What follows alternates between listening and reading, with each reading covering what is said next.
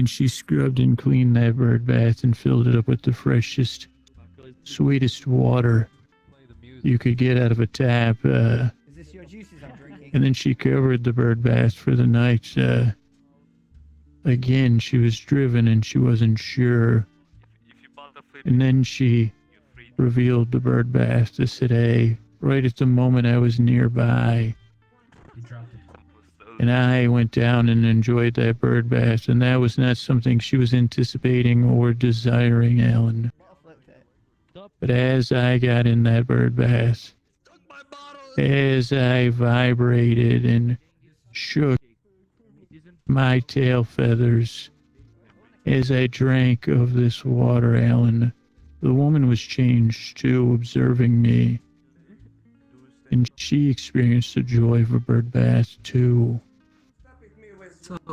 And Alan, I can read it on your bird face. This is the craziest thing you've ever heard in your entire life. And I need you to go down there.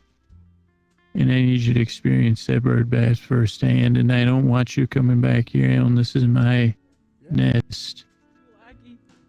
And I consider it a professional courtesy that I've pointed you in a direction of change. And maybe you'll only be a bird today, Alan. I don't know when your little experiment wears off. I know this sleep podcast, it's free, so I can just listen to it again, man. Or maybe it'll extend over and across the clouds and beyond the blue sky into the night of space. I can do it. But that's for another time, Alan. You should get down there and get to that bird bath. Because while I've been making eye contact with you, I've just learned how to fully use my bird eyes. And while it looked like I was uncomfortably turning my head to the left and the right, out of control and spastically, I was really using those microseconds to observe the woman emptying the bird bath and filling it with cool, crisp water from a hose right this very moment, Alan.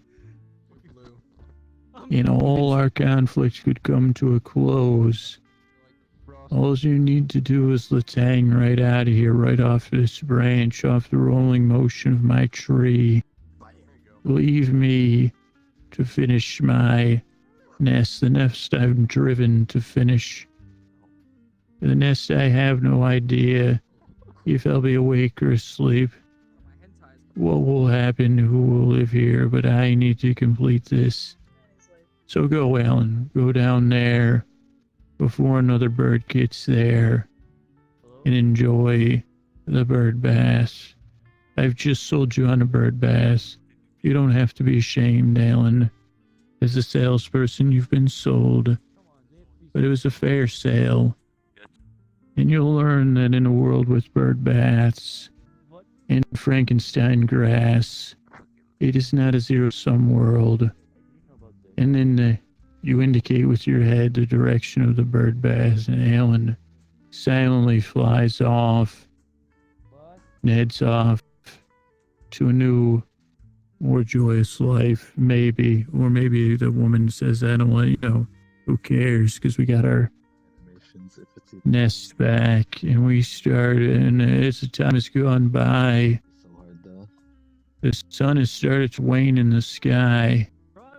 But the temperature has not gone down yet, so we stop by the sports field and we have some worms. And we stop by the dumpster and we collect some more baubles. We collect some more artificial grass. We could collect some zip ties and some more grass from the high school. Some shredded pieces of notebook and even one with a little poem on there. Or we thought it was a poem. It just really says Bert stinks, but they say, oh, yeah, then they say, oh, it's by Ernie as a joke on the other side. And they say, okay, the nest is complete. And we spend some time making it more comfortable for whom we don't even know.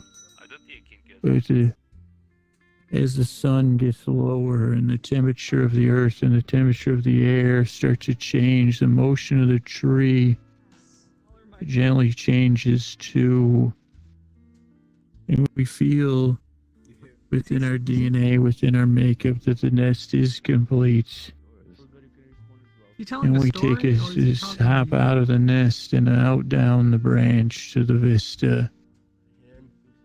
And the tree rolls with us, a gentle rolling motion towards and away our vista, to and fro our view, makes up everything we can see, the sky and the earth in front of us, something that sets us at ease,